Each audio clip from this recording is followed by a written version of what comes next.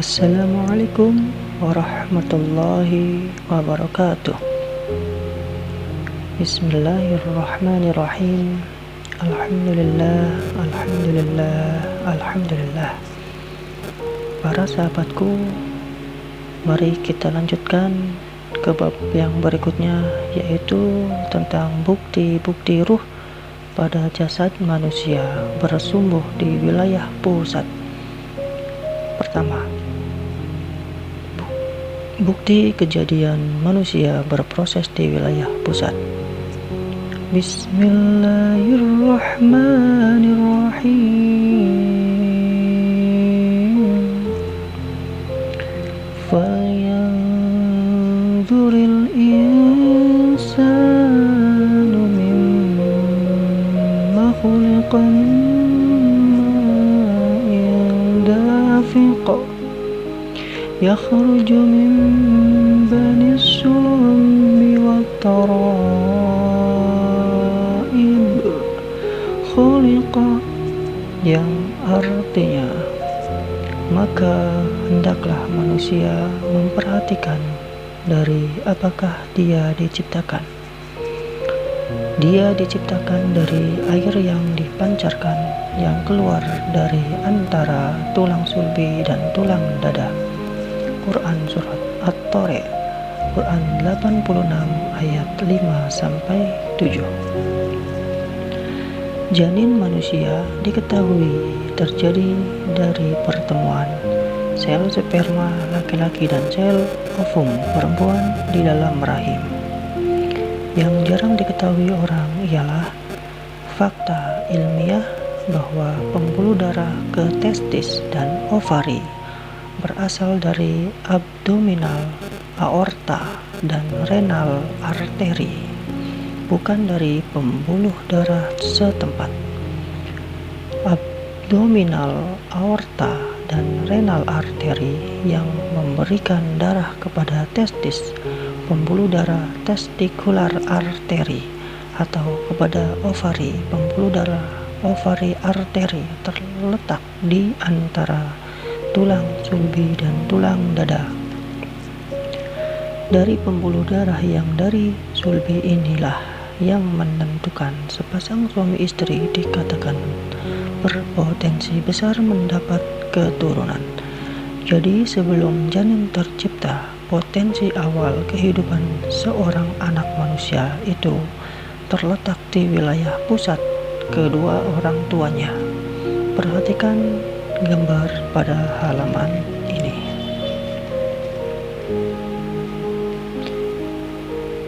Dia diciptakan dari air yang dipancarkan yang keluar dari antara tulang sulbi dan tulang dada.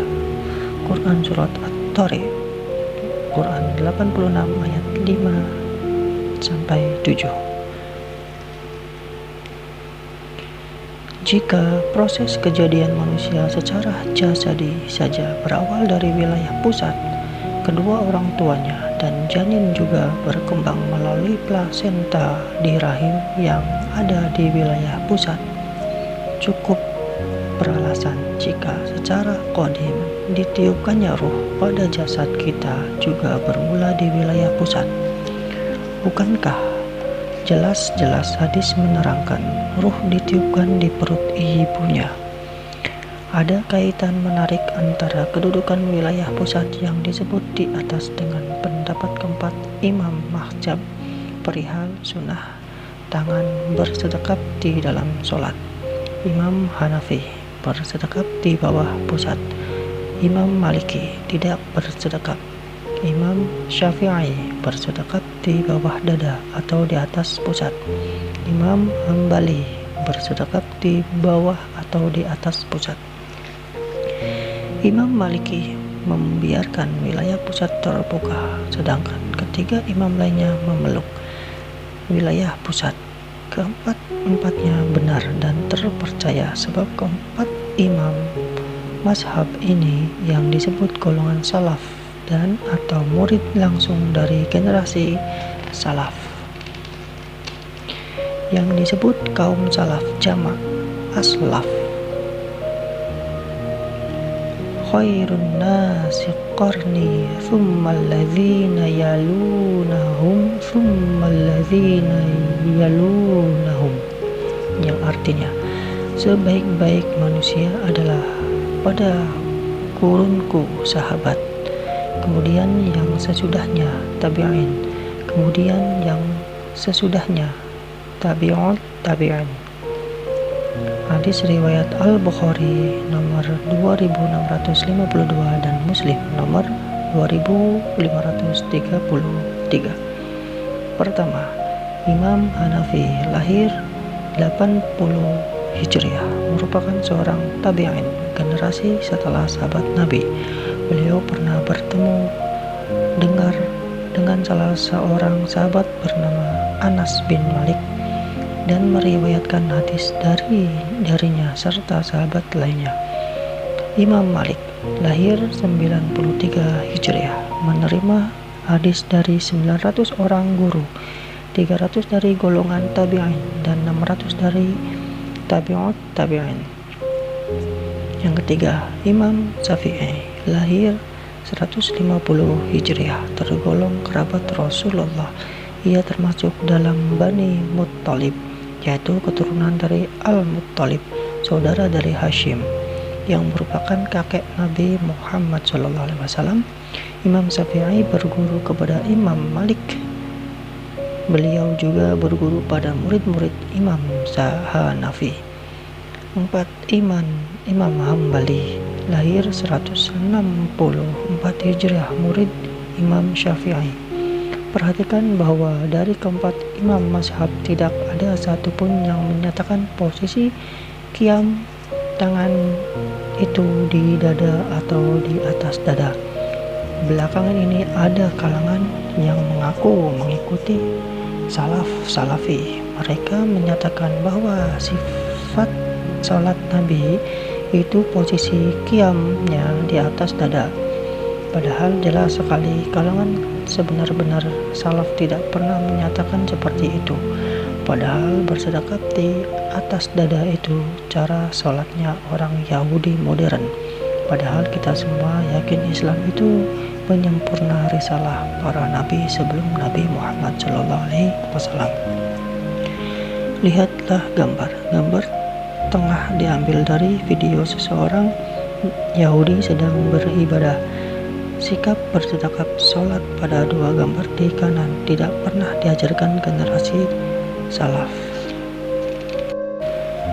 Yang kedua, bukti nafsu diri dan bisik syaitan tidak bisa masuk ke wilayah pusat. Inna syaitana yajri minal insani majrad dam, yang artinya sesungguhnya setan menyusup dalam diri manusia melalui aliran darah. Muttafaqun alaih. Hadis riwayat Bukhari nomor 3281 dan Muslim nomor 2175. Mayoritas kalangan tasawuf dan pengamal ilmu-ilmu kanuragan kebatinan banyak menggunakan i'tiqad dalam beramal. Mayoritas ajaran tasawuf amalannya difokuskan pada sekitaran wilayah dada atau jantung dan dua jari di bawah puting susu. Padahal sebenarnya disitulah wilayah tempat nafsu dan setan bergumul. Ingat lagi di hadis, kendaraan setan itu darah, pemompa darah itu apa? Jantung. Letaknya di mana? Di dada. Bukti nyatanya kalau kita dalam keadaan amat bernafsu, marah besar atau amat sedih, bagian tubuh mana yang terasa sesak? Pasti dada. I'tiqad artinya kepercayaan secara khusus, biasanya berupa penyimbolan untuk mewakili suatu subjek. Beriktikad membayangkan huruf-huruf alif lam lam lam ha atau mim ha mim dal yang melakukan sholat termasuk salah satu contoh i'tikad. Kami cenderung menyebut fenomena ini sebagai cocok logi belaka. Padahal Padahal agama Islam itu bukan i'tikad, dan agama Islam itu tidak berisi i'tikad. Untuk membuktikan langsung bahwa sebenar-benar hati Rabbani itu ada di wilayah pusat, silakan lakukan ini sekarang juga. Jika Anda sekarang dalam keadaan emosi tinggi, marah besar, atau teramat sedih, atau sedang sakit hati, akan amat terasa efeknya. Bawa pikiran di kepala dan perasaan di dada Anda ke bawah, ke arah pusat. Himpunkan semuanya di situ. Himpun ingatan dan perasaan di pusat. Jangan banyak bertanya-tanya dulu. Usahakan saja versi Anda sendiri bagaimana menghimpunkan ingatan dan perasaan itu di pusat. Segala yang di dada dan di kepala itu bawa ke pusat, turunkan ke pusat. Insya Allah berangsur-angsur Anda merasakan lebih tenang dan tentram. Ingatlah, hanya dengan mengingat Allah hati menjadi tentram. Quran Surat Ar-Ra'd, Quran 13 ayat 29. Sudah?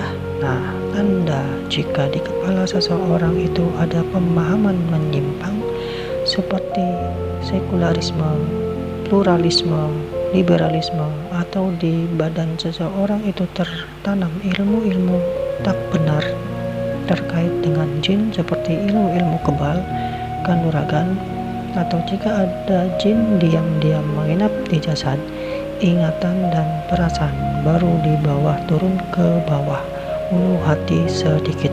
Sebelum sampai Anda bawa ke pusat, Anda akan merasakan ini.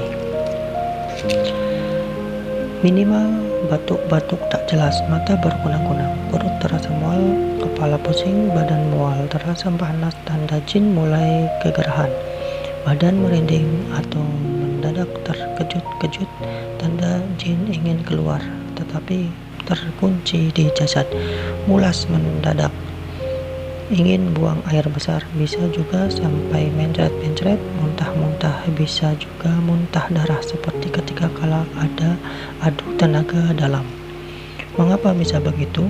Karena nafsu diri sendiri dan setan yang berbisik di dada seperti bisik diri kita sendiri itu ialah barang baharu, sedangkan pusat kita itu wilayah qadim.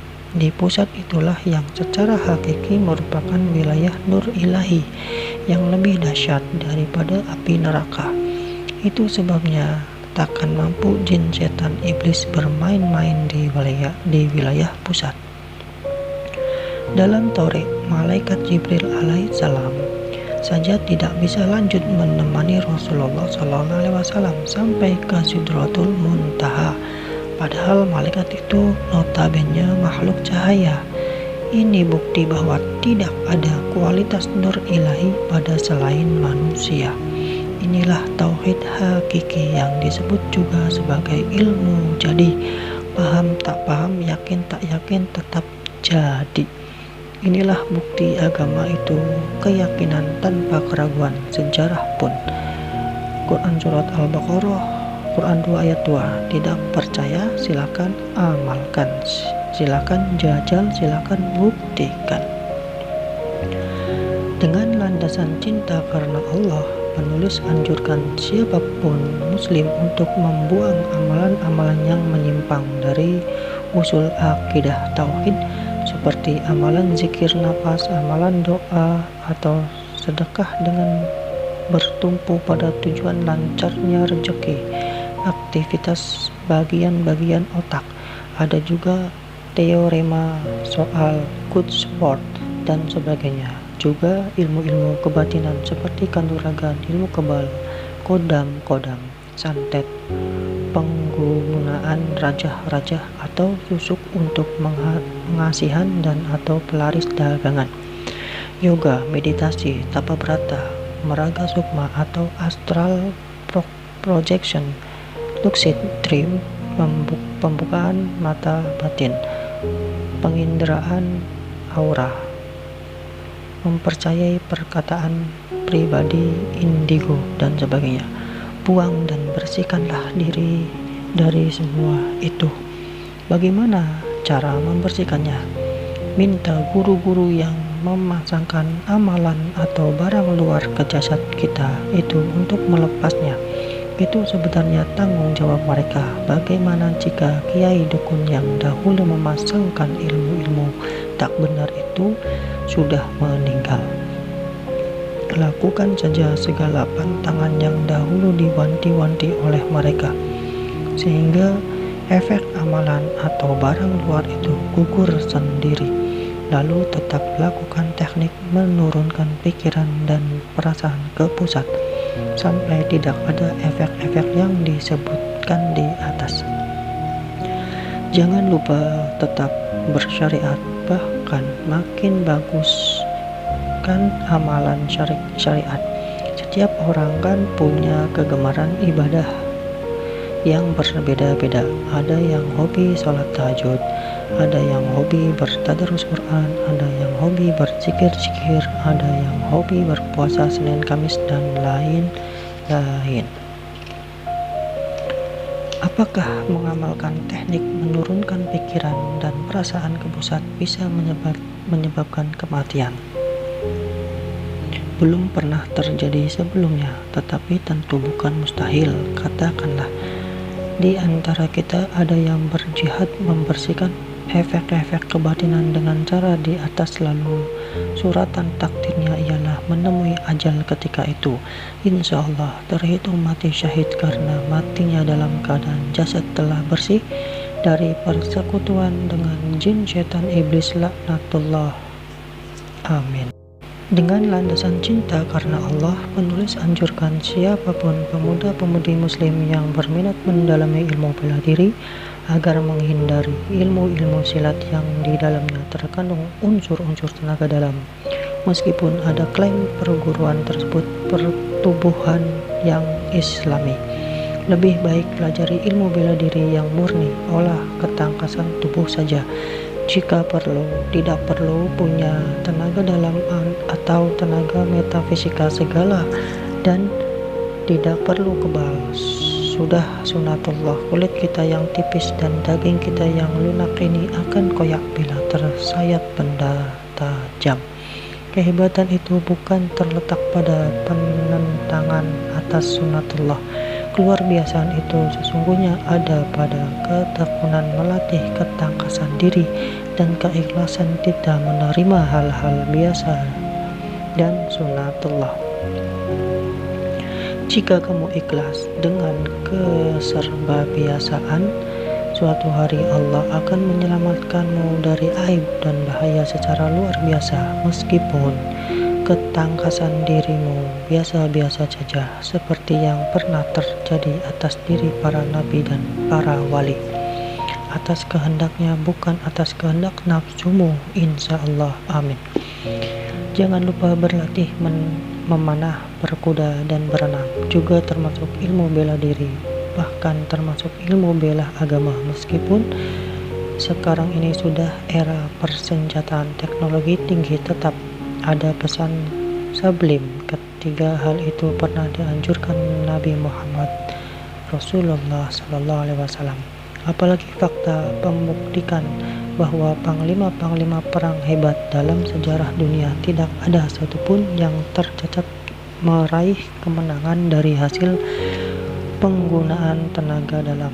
Semua pemimpin perang hebat itu meraihnya dari penerapan strategi perang yang matang, termasuk segala pertimbangan soal situasi medan perang dan kondisi pasukan dengan persediaan senjata dan alat tempur yang ada. Sultan Muhammad Al-Fatih, Alexander Agung, Genghis Khan, Napoleon Bonaparte, tidak ada satupun yang tercatat meraih kemenangan perang dengan ilmu tenaga dalam.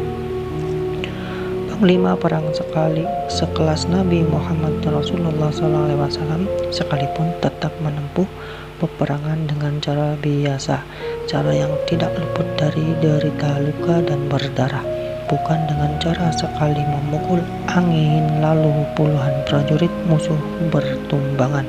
Ikroklah ini dari Jabir bin Abdullah radhiyallahu anhu bahwa Rasulullah SAW bersabda, segala sesuatu yang di dalamnya tidak terkandung zikrullah merupakan perbuatan sia-sia, senda gurau dan permainan, kecuali 4 perkara, yaitu senda gurau suami dengan istrinya, melatih kuda, berlatih memanah, dan mengajarkan berenang. Ajarilah anak-anak kalian berkuda, berenang, dan memanah. Umar bin Khattab radhiyallahu anhu. Sudah sunatullah, kulit kita yang tipis dan daging ini yang lunak ini akan koyak bila tersayat benda tajam. Kehebatan itu bukan terletak pada penentangan atas sunatullah. Setiap ilmu yang sifatnya menentang sunatullah itu mengandung bahaya laten syirik, merasa diri hebat, dan biasanya ilmu-ilmu sedemikian berasal dari bimbingan setan pada manusia-manusia yang terlampau asik mengotak-atik 4 elemen alam yang ada pada jasad manusia: air, api, tanah, angin. Iqra'-lah ini. Lihat gambar. Kalau ada ilmu untuk mendobrak pintu neraka, lolos dari tangkapan malaikat penjaga, lalu menyusup ke surga, pasti penulis paling dahuluan mendaftar jadi murid. Nah, mari kita kembali ke topik soal ruh.